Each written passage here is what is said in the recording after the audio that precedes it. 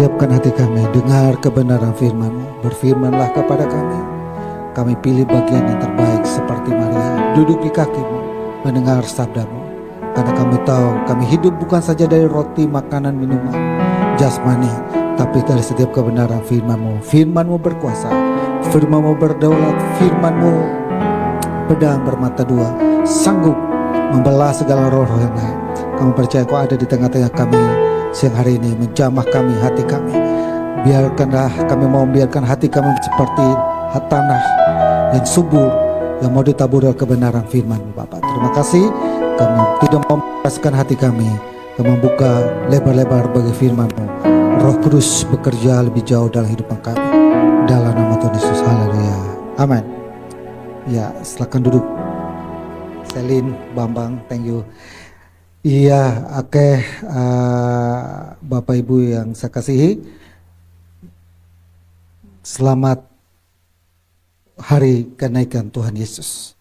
Ya, hari Kamis kemarin kita rayakan, dan ini kalau berdasarkan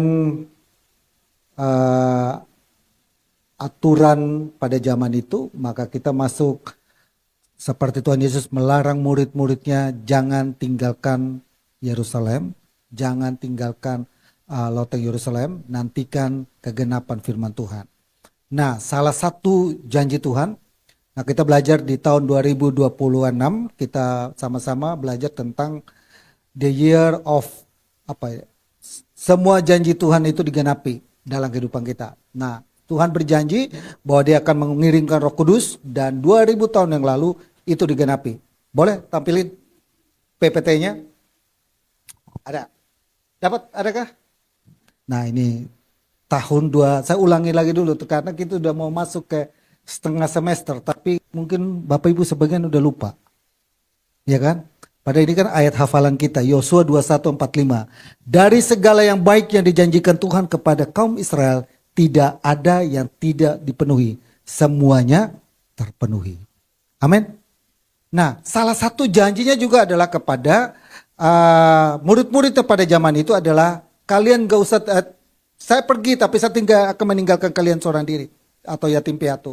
Saya akan mengirimkan bagi kamu Roh Kudus, dan melarang mereka tidak boleh tinggalkan Yerusalem. Mereka berdoa di loteng selama 10 hari, nantikan janji itu. Dan pada hari ke-50, 10 hari dari dikenaikan, Tuhan menggenapi janjinya, Roh Kudus diberikan. Nah, hal yang sama, saya percaya bahwa setiap janji Tuhan atas kehidupan kita, atas rumah tangga kita, dalam firman Tuhan yang kita baca, kita bersama-sama dengan iman berkata bahwa pasti digenapi dalam saya. Amin. Nah, ini berikut, next. Kenapa saya angkat ini? Karena mungkin Bapak Ibu bingung juga ini. Nah, ini kita di Januari kita sudah bahas tentang topik ini.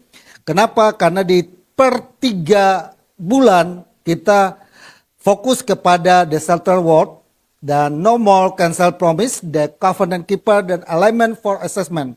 Itu kita udah pelajari. Dan minggu ini, bulan ini kita per 3 ini. Nah, ini kita ceritanya mau 3 bulan ini mau merebut wilayah. Wilayah banyak, ada 10 wilayah, kalau nggak salah saya udah pernah uraikan. Itu telah direbut oleh iblis. Dan 10 wilayah itu Tuhan sudah taklukkan. Dan itu sudah dimenangkan dan bagi kepada kita. Maka kan Yesus bilang begini, segala kuasa telah diberikan kepadaku, dan pergilah jadikanlah semua bangsa muridku, dan ketahuilah aku menyertai kamu. Nah, itu firman Tuhan. Di bulan Mei kita bahas tentang the giant slayer mentality. Nah, untuk merebut wilayah, kita nggak boleh punya mental yang, gimana ya? Aku merebut ya, nggak bisa gitu, saudara. Ya kan? Kita nggak bisa gitu, saudara. Kita nggak bisa lembek, saudara. Gak mungkin, saudara, kalau kita doa usir setan ya, misalnya ya. Kalau kita doa usir setan nih, gak mungkin bisa kayak gitu, saudara. Saya pernah, saudara, ada orang datang usir setan. Aku mau perintahkan kamu keluar dalam nama Yesus, pergi. Siapa lu? Digituin, saudara. Itu benar, saudara. Bukan artinya itu bukan bohongan, saudara. Dan kalau kamu datang begini, hai setan, kau pergi. Takut dia, saudara. Sekalipun kita suaranya sama dengan yang tadi ngomong itu kan. Hai setan, kau pergi ya. Beda saudara. Nah mental kita jangan segitu saudara. Karena kita menghadapi peperangan di zaman sekarang ini medannya lumayan berat. Perjuangannya berat, tantangannya lebih berat. Amin ya. Karena setan itu dia menjelma dengan berbagai rupa yang kita tidak tahu. Kalau dia datang dengan rupa sebagai manusia, kita bisa kenal. Masalahnya Alkitab bilang begini, peperangan kita bukan melawan darah dan daging, tapi melawan penghulu-penghulu. Bayangin, penghulu-penghulu. Siapa tuh penghulu? Penghulu siapa? Dia punya penghulu loh, setan punya penghulu saudara. Penghulu Bapak itu pendetanya saudara. Penghulu itu kan sama kayak pendeta, penghulu-penghulu, penguasa-penguasa. Iya kan? Dia punya kekuasaan saudara. Yang ada di udara yang tidak kelihatan saudara. Dan ketika dialog antara Tuhan dengan iblis waktu peristiwa Ayub, kita ketahuan di situ. Setan, dari mana kamu? Berjalan mengelilingi. Traveling saudara. Traveling dia. Kelilingi. Cari siapa saudara? Cari mangsa saudara. Nah, hari ini mangsanya nggak tahu ada di sini nggak? Kadang kita sedang ibadah. Kalau di luar kita nggak tahu kan? Nah, harus punya mental itu saudara. Berikut saudaraku yang sekalian, kita sampai ke ini saudara. The giant slayer mentality adalah pola pikir, sikap hati, dan iman seseorang yang berani menghadapi raksasa. Ada begitu banyak raksasa yang dalam kehidupan kita. Minggu lalu, atau awal bulan, Pak Yopi sudah jelaskan tentang ada raksasa yang konteks ayat ini itu berbicara tentang Daud dan Goliat. Nah, orang Israel gak heran saudara. Kenapa sampai sekarang kita bingung ya? Orang Israel itu hidupnya itu kayak nggak tenang saudara. Sampai sekarang saudara, Bapak Ibu perhatikan. Di teror sana teror sini, udah dari zamannya Alkitab itu mereka udah hadapin teror saudara. Nah, orang Filistin itu tiap hari teror mereka. Salah satunya adalah Goliat dan teman-temannya. Tapi hari ini saya mau ajak kita satu orang juga di dalam kita lebih gede lagi dari Goliat. Berikut coba. Oke. Nah saudara, kita sedikit definisi dulu supaya Bapak Ibu mengerti tentang kata ini. Karena saya ingin supaya kita mengerti apa itu. Karena kemarin, mana nih ada Richard gak ada. Halo Richard, mungkin ikut online. Ada Pak Jody mungkin juga ikut online. Teman-teman kita yang lain. Nah, kok digedein ya, saya jadi bingung ya. Giant artinya dalam pengertian rohani artinya ketakutan besar, masalah yang tampak mustahil, tekanan hidup, dosa, intimidasi, krisis, tantangan yang membuat iman kita goyah. Itu sesuatu yang besar. Nah, nggak mungkin kan sesuatu raksasa besar yang ringan-ringan. Ini besar, tantangannya besar. Dan harusnya kita butuh mental. Apa itu slayer? Slayer berbicara tentang penaklukan atau pembunuh kalau bahasa Inggris yang itu sebenarnya seram juga. Berarti nanti kita di gereja ajarin orang jemaatnya bunuh-membunuh. Yusuf Kala aja urusan gitu aja sudah jadi heboh kan? Halo Pak Yusuf Kala. Ya kan? Ya kan? Kita tidak ajarin Bapak Ibu tentang kalau orang Kristen itu tidak ngajari supaya harus gigi ganti gigi, mata ganti mata. Enggak saudara, nyawa ganti nyawa. Tidak. Ajaran Kristen kalau Bapak Ibu perhatikan di Alkitab, ketika kata kasih muncul banyak. Kenapa? Karena itu ajaran Tuhan. Kalau hukum sebelumnya diajarin mata ganti mata, gigi ganti gigi. Tapi hukum ketika Yesus datang, kalau kamu lawanmu, musuhmu, tampar pipi kiri, kasih saudara? Kasih makan dia.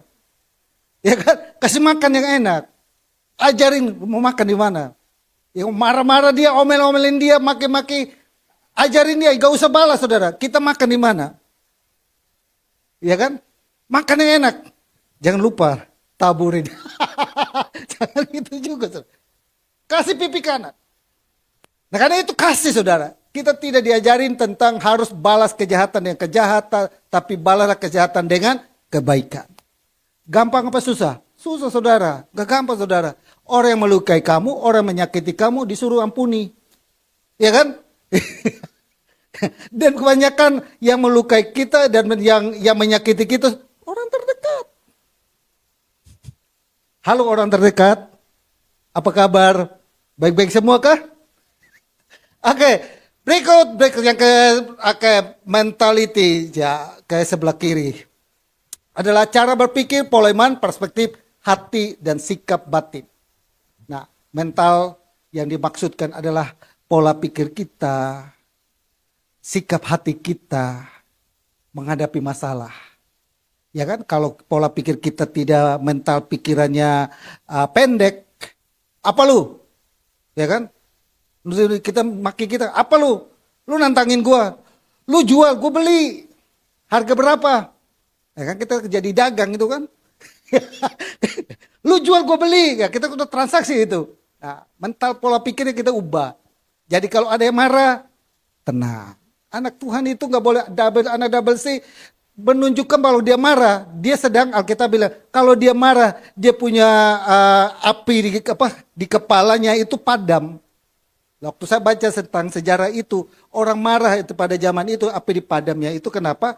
Karena ketika pada zaman itu tidak ada lampu seperti sekarang, jadi mereka untuk jalan ke sana taruh bara api di kepala itu semacam kayak senter untuk nerangi.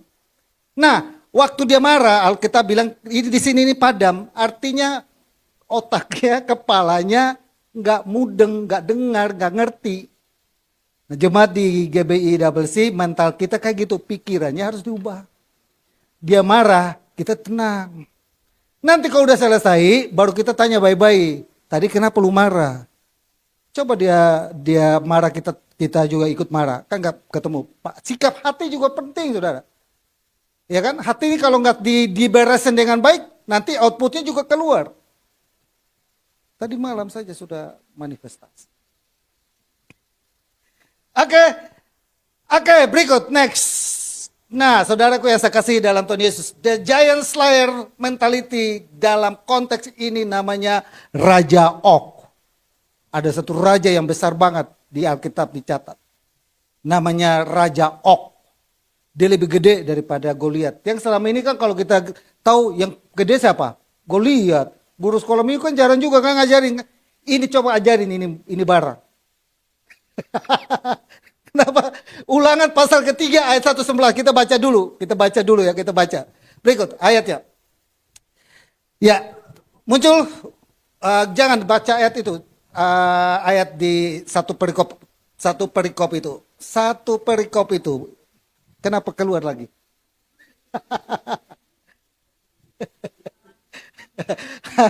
Ulangan pasal ketiga 1-11 ayat 1. Kemudian beloklah kita dan maju ke arah Basam, dan Og Raja Basam dengan seluruh tentara maju mendatangi kita untuk berperang di Edril. Tetapi jangan digedeng gitu, nanti mata saya jadi bingung lagi. Tetapi Tuhan berfirman kepadaku, janganlah takut kepadanya, sebab aku menyerahkan dia ke dalam tanganmu beserta seluruh tentaranya dan negerinya, dan perlakukanlah dia seperti yang kau lakukan terhadap Sihon, raja orang Amori yang diam di Hesibon. Kita lompat ke ayat yang terakhir. Lompat lagi ke satu slide lagi. Nah, ini saudara di ayat ke-11. Hanya Og Raja Basam yang tinggal hidup dari sisa-sisa orang Rephaim. Orang raksasa, saudara. Dari Rephaim. Bapak Ibu baca ini. Sesungguhnya ranjangnya adalah ranjang yang dari besi. Mungkin pernah dibuat kayu patah. Saking gedenya, saudara. Maka bukankah itu masih sesungguhnya ranjang dan besi? Bukankah itu masih ada di kota Raba dan Bani Amon? 9 hasta panjangnya dan 4 hasta lebarnya menurut hasta biasa. Coba perbandingannya, ada slide selanjutnya. Saya ada bikin perbandingannya. Coba munculin berikutnya. Ada perbandingannya saya akan berikut. Nah ini, dikonversi ke sentimeter. Jadi tingginya dia, saudara, kalau Goliat 290 cm. Kalau dikonversikan. Sedangkan Daud 180 berarti kayak Erik. Ya kan? Kayak Ricky kan? Nah itu gue lihat kan turunannya tinggi kayak gitu. Rata-rata orang, sedangkan rata-rata penduduk pada itu 160-an. Saudara. Berarti sama kayak kita ini saudara. Menghadapi Goliat. Sekarang bukan menghadapi Goliat, bangsa Israel menghadapi itu orang tuh saudara. 366, hampir 4 meter.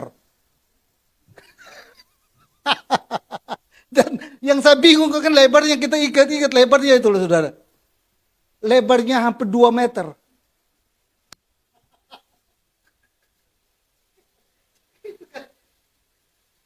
Dan mereka dikatakan mereka keturunan daripada Rephaim. Nah, siapa? Kalau Bapak Ibu perhatikan raksasa, dia kita kan tulis raksasa. Dan mereka kita tidak tahu mereka dari keturunan yang mana. Lahir dari siapa? Apakah mereka lahir dari Adam dan Hawa? Ya kan? Kita juga mikir kalau dipelajarin. Nah, sedangkan Alkitab bilang mereka hanya lahir, kita manusia keturunan cuma satu dari Adam dan Hawa. Nah, mereka ini dari mana? Raksasa dari mana? Banyak penafsir bilang begini, itu mereka dari gennya Kain. Maka kan pernah di Alkitab, anak-anak Allah dan anak-anak manusia melahirkan generasi-generasi raksasa. Anak-anak Allah mewakili gen daripada Set, anak-anak manusia mewakili gen daripada Kain. Muncullah raksasa-raksasa. Amin. Ada raksasa. Pertanyaan kita, takut gak kira-kira Bapak Ibu? Itu orang tiba-tiba muncul di double C. Gak muat saudara, pintunya saudara. Orang 2 meter. Itu mungkin kita buka ini kali ya. Takut gak? Takut saudara. Bawa pedang. Tiap hari bangsa Israel itu teror sedemikian rupa. Berikut, next. Nah saudaraku yang saya kasih dalam Tuhan Yesus, secara umum saudara, ada 3 raksasa yang manusia takut. Secara umum. Pertama adalah ketakutan akan masa depan. Takut gak kita tentang masa depan? Ya kan? Maka kan kita siapkan diri, sekolah baik-baik, ya kan? Supaya kita punya masa depan. Jangan nakal-nakal. Ya kan? Supaya kita punya, ya kan? Berarti itu kita takut tentang masa depan. Ya kan? Kerja yang baik, supaya lu jadi orang. Emang sebelumnya jadi apa? Monyet. Kan orang tua dulu gitu kan, bilang gitu kan. Saya pernah protes loh sama mama saya. Lu nanti kerja baik-baik, lu rajin supaya lu jadi orang. Emang gue sebelumnya jadi apa? Maksudnya jadi pegawai negeri, jadi orang berhasil. Nah kalau orang berhasil baru ukuran jadi orang. Kalau yang gak berhasil, ya kan berarti orang yang di pinggir jalan, orang gila-gila itu, oh itu bukan orang itu. Kan enggak? Semua sama. Nah takut tentang masa depan. Lalu apa? Takut untuk gagal. Nah kegagalan dalam pekerjaan, dalam keluarga, gagal dalam pelayanan. Ya, sama juga saudara, bukan Bapak Ibu yang takut. Pak Pendeta juga takut. Nah satu saat takut juga kan. Ini sewa ini barang. Yang kita was-was juga, kita takut. Semua kita punya takut. Pelayanan juga kita punya takut. Saya juga sama, mulai pelayanan ini sebenarnya juga takut. Dari dulu sudah disuruh mulai-mulai, karena takut saudara. Duitnya dari mana? Jemaatnya mana? Orangnya mana? Kan takut. Siapa yang mengurus itu semua? Takut. Nah kita semua sama, bukan Bapak Ibu yang takut. Raksasanya juga ada. Pendeta juga punya raksasa, Bapak Ibu juga punya raksasa. Maka kita harus punya pola mental penakluk. Amin. Lalu takut akan kematian dan kehilangan. Siapa nggak takut mati? Ya kan? Ada yang sendiri yang nggak takut mati. Ya kan? Berdiri di pinggir jalan di situ kan. Ada orang Papua. Ini ada orang Papua sini. Dia mabok. Dia mabok-mabok. Lalu tanya. Rumah sakit Brawijaya kalau nggak salah. Ada di mana? Dia bilang, kau lurus saja, terus belok ke kiri, ke kanan, nanti ada di situ. Nah orang Papua kan gitu, kau lurus saja belok. Dia bingung, dia jalan di Palembang. Ada di sebelah mana ya? Kau pokoknya pergi dari sini ada 2 belokan, kalau nggak ke kiri, ke kanan, kau ikut saja itu. Dia bingung lagi nih orang. Nah terakhir dia tanya dia kesal. Nah kalau kau mau tahu supaya rumah sakit ada di mana, kau berdiri di situ, tuh garis putih kata dia. Kau berdiri di situ garis putih, nanti itu mobil dari sana tabrak kau, nanti tahu itu kau rumah sakit ada di mana.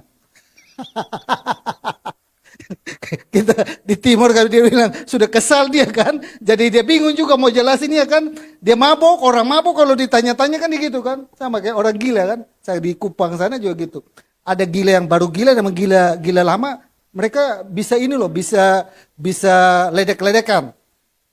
Saya malam-malam saya lewat, yang gila baru gila ini dari jauh dia lempar-lemparan, yang baru lama gila ini karena kita keluar gereja dia udah ada di situ, kita lihat dia gila memang. Tapi baru gila lewat dia lempar, dia maki-maki. Justru yang lama gila, baru gila saja sudah sombong sekali.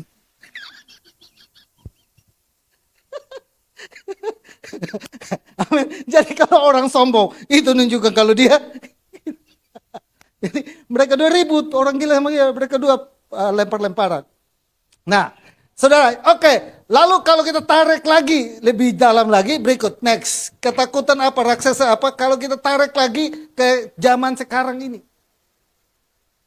Sekarang ini ya, kita tarik. Takut tentang apa? Ketakutan ekonomi, kekhawatiran finansial, kekhawatiran hutang, tekanan ekonomi. Siapa nggak takut?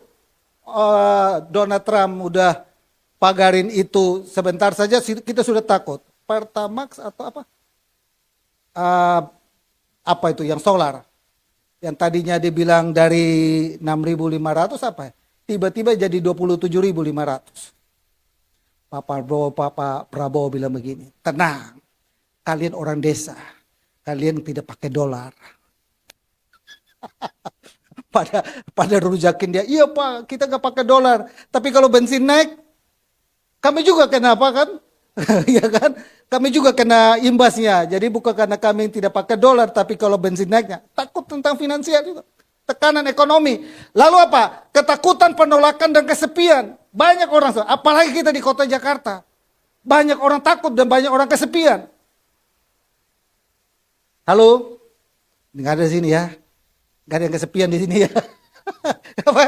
Takut tidak diterima. Takut ditinggalkan. Takut dianggap gagal. Ya kan? Takut saudara, dianggap tidak diterima di komunitasnya, ya, dianggap dan lain sebagainya. Lalu apa? Ketakutan akan krisis dunia, perang, penyakit, bencana, apalagi satu virus yang sedang ada kapal pesiar kalau nggak salah di Spanyol, saya baca kalau nggak salah. Penumpangnya ada yang kena virus apa gitu, jadi itu kapal pesiar diisolasi sudah hampir 1 bulan. Dan kita nggak tahu ada datang lagi diantisipasi oleh pemerintah juga untuk jangan sampai masuk ke Indonesia. Nah, virus itu juga lumayan mematikan katanya. Katanya supaya jangan seperti COVID lagi ya. Kalau ke COVID lagi kan kita kasihan juga ya. Ya. Oke. Nah, sekarang kita tarik ke hidupan kita, ke keluarga berikut. Nah, saudara, coba kita tarik ke jemaat di GBI Double C. Apa yang Bapak Ibu takut? Nah, ketakutan tidak mengalami terobosan. Apa saudara? Doa terasa belum dijawab. Nah kan kita juga, gua sudah doa, saya sudah doa lumayan ini. Tiap hari saya sudah doa. Ada jemaat kita juga di telepon juga bilang gitu. Saya sudah lelah Pak dengan doa-doa saya. Kapan ya Tuhan jawab doa saya? Kalau saya jadi Tuhan ya saya bisa kasih tahu. Masalahnya saya bukan Tuhan. Dan Tuhan kasih jawabannya apa? Ada 3 jawaban doa. Pertama apa? Tunggu. 2 apa? Tidak. Yang ketiga baru iya. Ya kan? Ada 3 jawaban doa. Masalahnya di situ kan. Nah kan saya udah tunggu-tunggu seperti Abraham. 25 tahun. Gak dijawab-jawab. Akhirnya istri bilang, coba lu siapa tahu Tuhan bicara mungkin kita punya keturunan lewat si siapa? Hagar. Akhirnya sampai sekarang kan. Tuhan bilang tunggu. Dia nggak sabaran. Pergi dapat Hagar. Punya anak nama Ismail. Sampai sekarang. Mereka perang terus gara-gara apa? Hagar. Halo Hagar. Jadi ternyata yang banyak nggak sabar ini emak-emak dong. Halo emak-emak, double C, yes. Amin. Mental sabar. Amin. Sabar saja dulu, Mak. Amin ya. Oke. Lalu apa ya? Keadaan tidak berubah. Kita udah doa tapi keadaan masih nggak bisa berubah. Amin. Keadaan tidak bisa berubah. Nah kita tarik ke jemaat kita. Lalu saudara, pergumulan terlalu lama. Sudah lama saudara. Abraham kasih contoh. Udah lama. Ya kan? Pergumulan terlalu lama. Udah lama. Akhirnya kita mungkin kadang-kadang, aduh udah capek. Sudah capek. Maka kan saya selalu punya istilah begini saudara. Kegelapan yang paling gelap adalah saat matahari mau terbit. Jadi kalau kita udah merasa, aduh udah jenuh, udah bosan, sudah mentok, sudah nggak tahu lagi, doa juga sudah, lakukan ini semua juga sudah, puasa juga sudah, gue udah lakukan semua ini sudah, tapi kok tetap kayak gitu. Tinggal tunggu waktu, sudah mulai terbit terang, doanya mau dijawab. Amin. Amin. Nah, ketakutan kehilangan api Roh Kudus. Karena kita juga sama saudara. Kita juga harus peka terhadap Roh Kudus. Kenapa? Karena Tesalonika pasal 5 ayat 19, janganlah padamkan roh. Roh Kudus ini jangan dipadamkan. Jangan biarkan Roh Kudus itu diam atau tidak bekerja maksimal dalam kehidupan kita. Kenapa? Karena itu adalah janji Tuhan dalam kehidupan kita. Aku memberikan kamu roh penolong yang lain. Roh itu mengajarin kita banyak hal. Roh itu menolong kita, roh itu menghibur kita, roh itu menyertai kita. Roh itu metaraikan kita.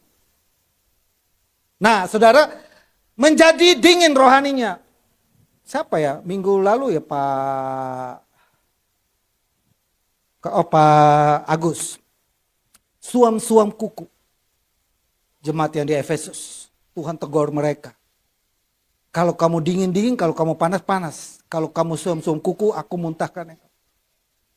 Meninggalkan kasihnya mula-mula. Ada pernah saudara, satu orang pernah mengalami namanya kasih mula-mula. Bapak doa, Tuhan Yesus, Tuhan Yesus. Pernah kan? Lihat enggak? Double sih pernah saudara. Datang sekolah minggu, opa-opa saudara. Opa-opa ini saudara. Istri saya pikirkan dia ngajar sekolah minggu. Opa-opa.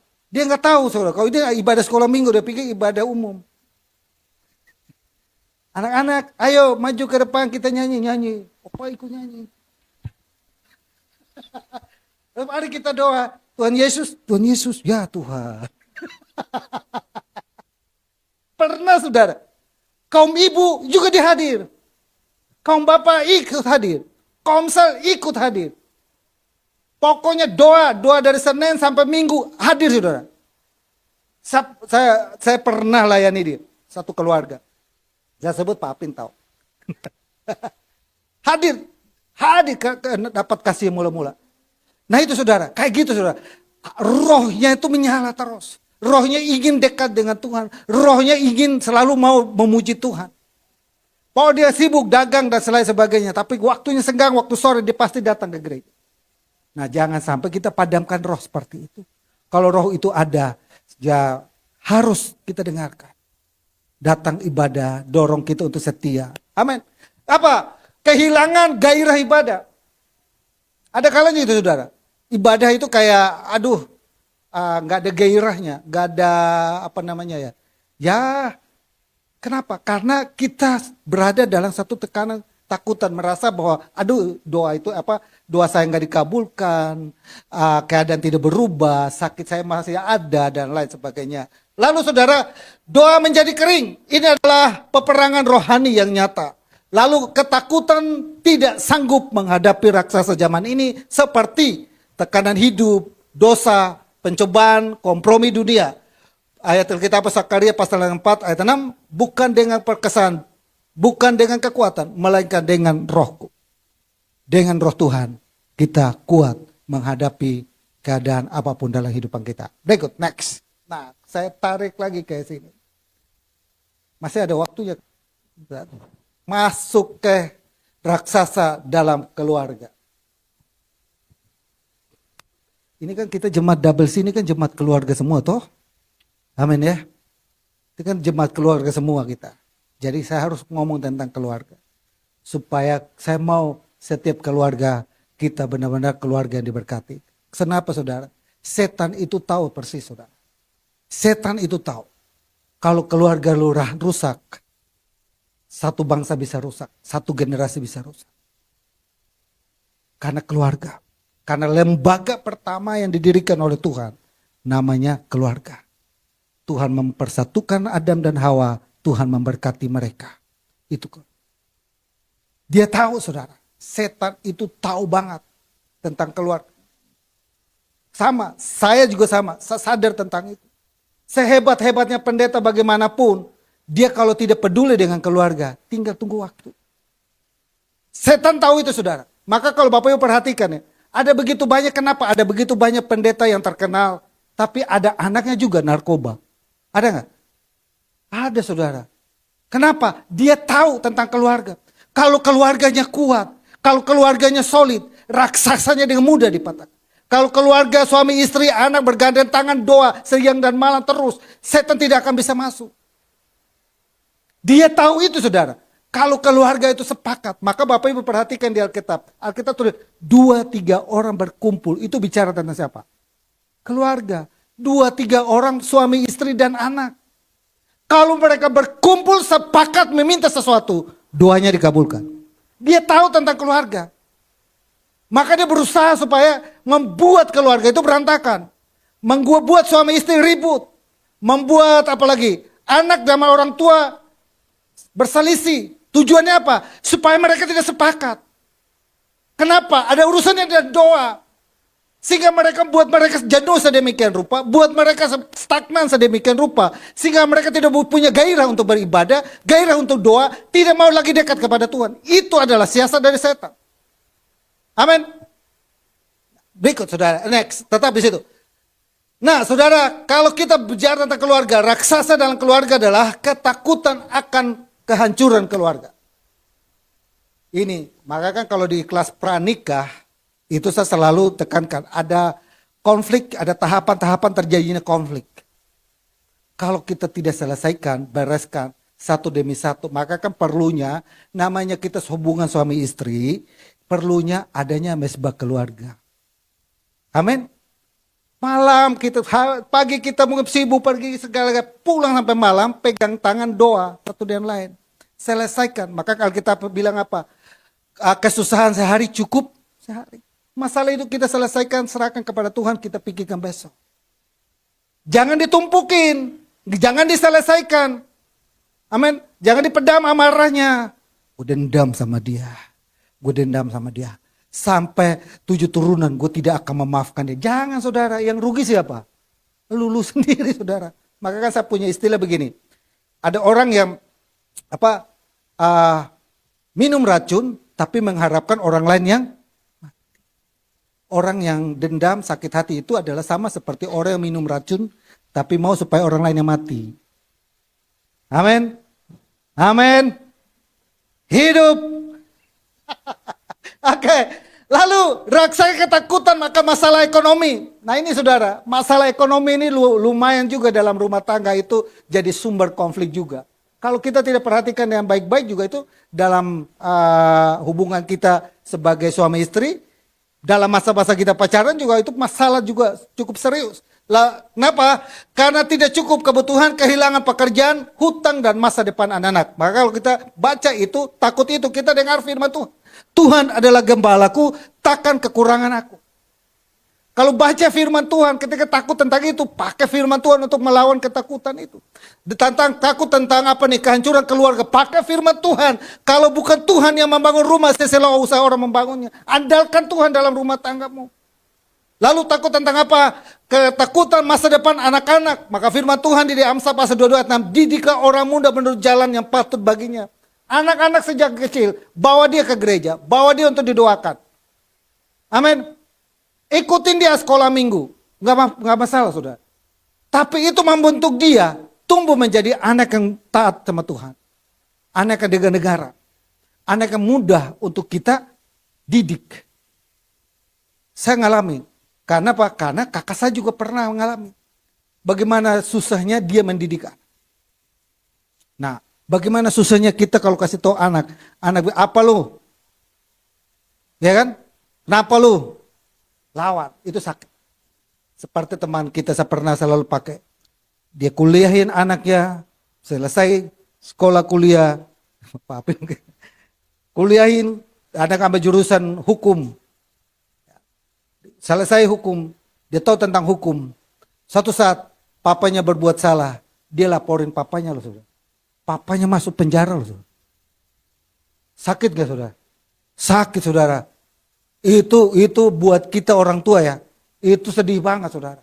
Ini bocah dari kecil gue pecik sebenarnya kan. Gue sekolahin, gue biayain, gue besarin dia, gue kasih makan dia, gue didik dia, gue arahin dia begitu besar. Gue kasih dia sekolah, kuliah. Selesai kuliah, gue salah sedikit, gue dipenjarain. Sakit saudara. Sakit saudara. Nah itu saudara. Kalau kita nggak takut tentang didik dia dari kecil, kita bisa tuai, maka takut tentang itu saudara. Berikut. Oke, sudah selesai. Nah, keluarga saya masuk lagi ke lebih sempit. Yang muda-muda tunggu ya. Tadi aku udah ngomong ya umumnya, ya kan. Sekarang aku ngomong sama mama-mama, papa-papa. Ya kan? Ya kan? Kita suami istri ini saudara. Suami istri kita juga punya ketakutan saudara. Nah ini semuanya kayak raksasa. Apa saudara? Raksasa ketakutan kehilangan kasih dan keharmonisan. Dia selingkuh enggak ya? Karena nanti dia ambil sama wewe gombel. Ada enggak kayak gitu? Takut enggak? Dia pada pamit nih pergi nih. Tadi pergi sama siapa ya? Nanti siang dia makan sama siapa ya? Ya kan? Sebenarnya, kalau kita perhatikan itu raksasa yang menakutkan kita yang tanpa kita sadari. Benar nggak ya dia ya di sana ya? Apa benar dia kerja ya? Sayang aku pulangnya malam. Ya yakin malam. Sudah jam 9 nggak ada kabar. Jam 10 nggak ada kabar. Telepon handphonenya mati. Sudah mulai apa? Sudah mulai asumsi. Ya dong? Sudah mulai berubah. Ya kan? Yang tadi siangnya siang sapa-sapa, sayang kamu udah makan belum? Sekarang udah nggak sapa lagi. Apa lu? Udah nggak sayang lagi ngomongnya kan? Udah nggak ngomong sayang. Palu dut, napan dut, tak. Jangan kan gitu tanya istri saya sendiri. Nomor handphone saya, nama saya di handphonenya dia. Sampai di kantornya dia, saya nelpon nih temannya dia di kantornya, ibu siapa itu Once? Gue udah bilangin Once saudara.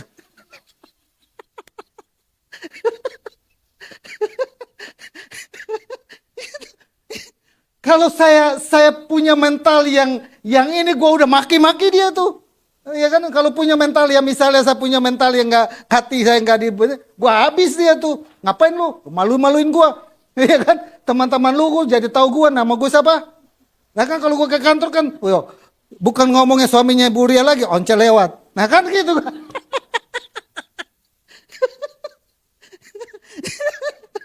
Kalau kita saudara, kalau kita nggak bentuk mental kita dengan baik, itu bisa saya sumber ribut.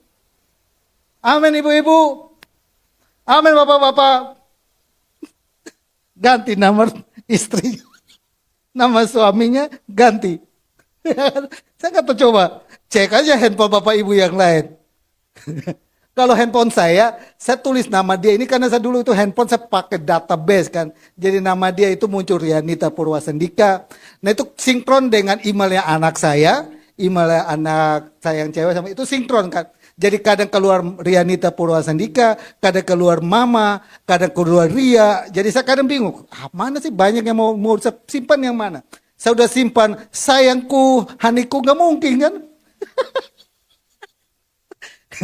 Muntah gue katanya. Saya suka iseng dia. Kenapa sih kita selalu panggil? Kenapa sampai hari ini Bapak tanya dia. Dia nggak pernah panggil saya sayang. Nggak pernah keluar di mulutnya saudara. Apakah saya pernah nuntut dia? Panggil dong gitu dong sayang. Enggak saudara. Nggak pernah tanya dia. Tapi kalau saya mama. Saya kadang suka iseng. Hani. Tapi itu tidak menjadi soal karena kita apa? Mentalnya sudah terbentuk, pola pikir sudah bentuk. Kalau kita belum terbentuk dengan baik itu bisa sumber ribut. Amin. Lalu raksasa akan ketidaksetiaan. Kita udah mulai takut tentang pasangan kita, dia bisa berubah, tidak setia lagi sama kita. Ya kan? Tadinya jalan ke mall, pegangan tangan. Maka kalau Bapak Ibu kalau perhatikan ya, kalau yang di mall tuh pegangan tangan, itu baru pacaran. Ya, kalau datang pergi berdua itu pacaran. Coba Bapak Ibu perhatikan. Atau baru nikah 1 tahun, 2 tahun. Coba tanya istri saya. Tapi kalau saya sama dia berdua selalu sepegang begitu. Supaya ada pengakuan. Oh ini bini gua, jangan diganggu. Gitu, saudara. Apalagi ibu-ibu kalau udah hamil, jalan, suaminya kemana dia kemana kan itu kan butuh pengakuan dong. Hamil dari siapa lu kan? Kalau udah jalan sama laki, mana lu? Nah itu kan juga bahaya juga. Saudara. Nah, lalu apa? Perselingkuhan. Apa? Raksasa tentang perselingkuhan, pengkhianatan, hilangnya kepercayaan dalam hubungan suami istri gitu. Itu satu ketakutan yang sering kali kita dalam rumah tangga kan kita takut gitu. Jangan-jangan suami gue selingkuh nih. Jangan-jangan istri saya selingkuh.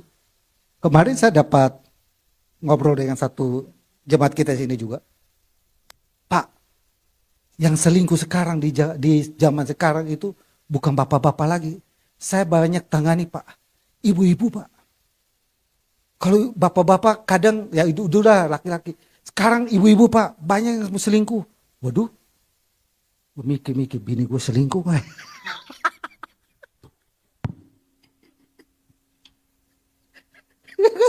Dia di kantor, gue di rumah. Kalau pikiran kita mulai kacau saudara, dia jangan-jangan ya. Nah itu saudara, mental juga itu bentuk saudara. Itu perlu kita bentuk demikian. Amin. Bahkan dia bilang apa? Saya juga ketemu Pak, pendeta saudara. Pendeta saudara juga selingkuh. Yang selingkuh bukan bapaknya, istrinya. Halo pendeta-pendeta. Halo.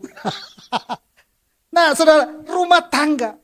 Karena setan itu tahu tentang itu saudara. Kalau 2-3 orang sepakat dalam namaku, aku hadir, aku menyertai, aku menjawab doa mereka. Maka dia berusaha sedemikian rupa supaya keluarganya dibuat berantakan. Amin.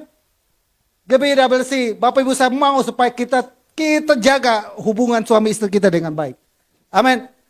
Ya, yang ketiga adalah raksasa ketakutan akan masalah ekonomi dan masa depan. Kebutuhan tidak tercukupi, masa depan keluarga, tekanan hidup, hutang dan krisis ekonomi. Kalau kita dengar tentang itu, Bapak Ibu baca firman Tuhan itu. Masalah dalam rumah tangga. Firman Tuhan, hendaklah kamu ramah seorang terhadap yang lain, penuh kasih mesra dan saling mengampuni. Saling mengampuni saudara. Kasih itu menutupi banyak hal. Maafkan dia. Sebagaimana Tuhan memaafkan kita 70 kali 7.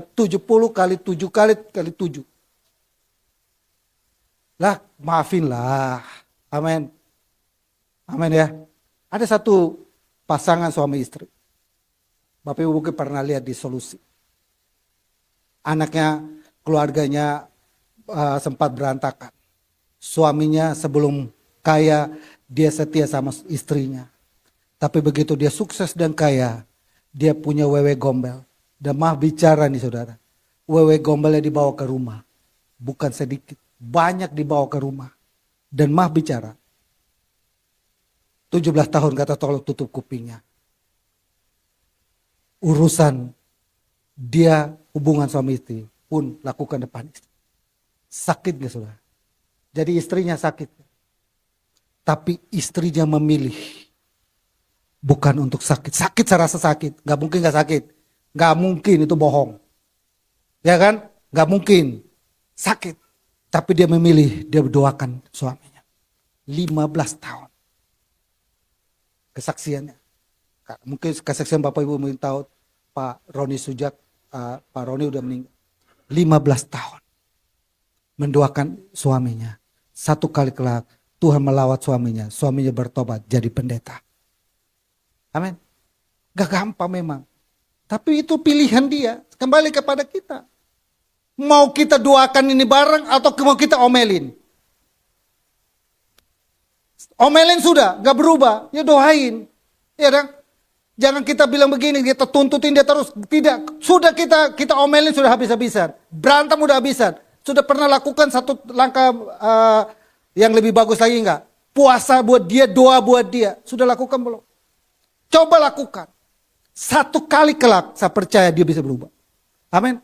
Pernah tahu batu, Bapak Ibu tahu ya batu. Saya di kampung itu ada satu batu. Saya hidup di gua. Jadi saya tahu. Batunya keras banget. Maka Bapak Ibu lihat kota Kupang bangun tidak ada gedung yang tinggi. Karena Bapak Ibu coba tancap itu paku batu ke batu keras sekali. Saya pernah hidup di gua. Dan saya pernah lihat air itu cuma netes satu titik doang. Tapi batu bisa lubang. Batu yang keras kayak gitu dengan air tetes.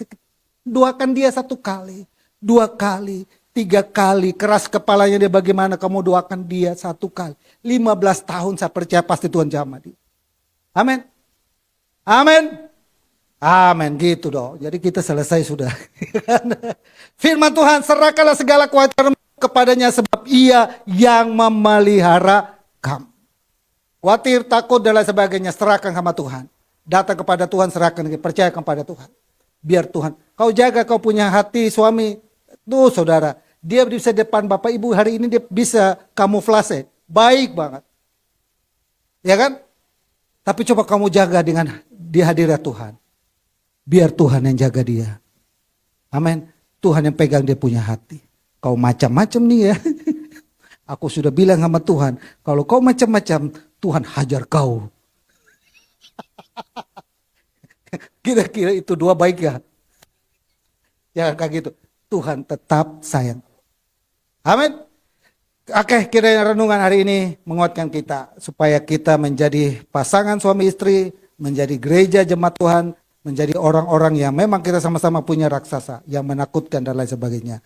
Pilihlah mental sebagai seorang penakluk, yaitu pilih untuk mengampuni, pilih untuk memaafkan, pilih untuk mengasihi. Amin. Tuhan Yesus memberkati. Mari kita berdoa. Terima kasih Tuhan buat kebenaran firman-Mu di siang hari ini. Mataharikan itu dalam kehidupan kami. Berkati umat-Mu, jemaat-Mu. Kami semua boleh diberkati, baik mereka yang menyaksikan kami melalui online pun Tuhan berkati. Sehingga kami boleh sama-sama ada dalam kekuatan-Mu dan pemeliharaan-Mu. Terima kasih dalam nama Tuhan Yesus. Haleluya. Amin.